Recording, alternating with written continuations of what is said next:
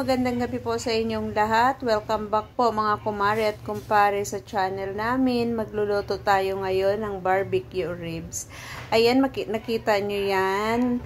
Mukhang masarap kasi totoong masarap siya. Wala nang maraming pasikot-sikot. Palagyan natin ng asin yung ating ribs at saka dahon ng laurel. At saka, syempre pag may dahon ng laurel, meron din yung paminta.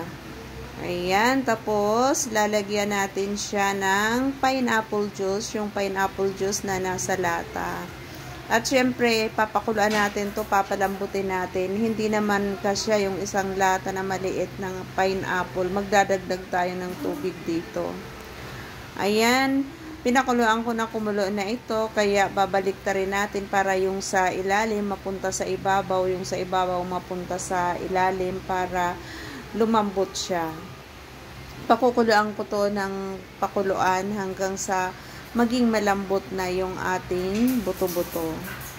At ito na nga, malambot na to. Tinanggal ko na siya sa kasirola.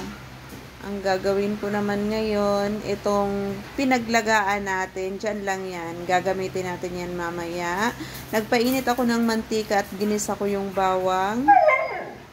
Ang gusto ko sa bawang pag nagigisa, yung medyo brown nga kasi ang bango niya. Tapos ang bango din yan sa niluto. Pag medyo brown na yan, ilalagay ko na yung sibuyas. Ayan, halo-halo lang tayo. Ganyan talaga pag nagigisa, kailangan natin haluin para hindi masunog yung bawang at sibuyas. Naglagay ako ng tuyo at saka oyster sauce. Ayan, tapos hahaluin natin to. Ilalagay na natin yung sabaw ng pinaglagaan. Marami siyang sabaw pa. Tapos naglagay ako ng barbecue powder. Haluin na natin para matunaw yung ating barbecue powder. Ito kumukulo na, naglagay ako ng ketchup. Naglagay din ako dito ng asukal para medyo matamis-tamis siya. Ang gagawin ko dito, ilalagay na natin yung ating buto-buto. Ayan, tapos pantay-pantayin lang natin para yung lasa ng buto-buto pare-parehas sila. Ang gagawin ko nito, tatakpan ko siya, tapos sa mahinang apoy lang hahayaan ko siya na kumulo hanggang sa maubos yung sabaw niya. Yung konti na lang ang sabaw niya na magiging mantika siya. Yun ang pinakamasarap nito. Ayan, paminsan-minsan babaliktad din natin para yung lasa ng ating sauce mapunta sa ating buto-buto. Halo-halo lang tayo nito. Balik-baliktad lang kasi para pantay-pantay yung lasa ng ating barbecue ribs.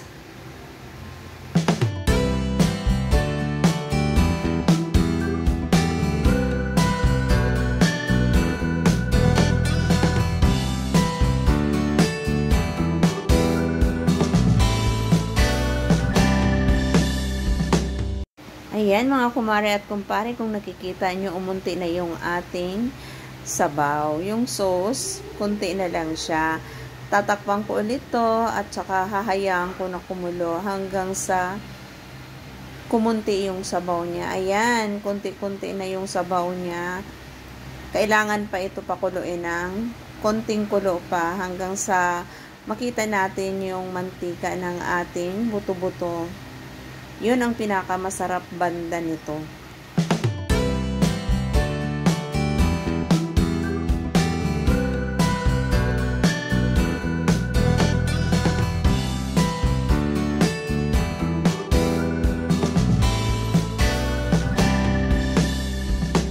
Naaamoy ko na ang bango niya. Alam nyo mga kumare at kumpare, pwede na ako kumain ng ganito, sabi ng doktor.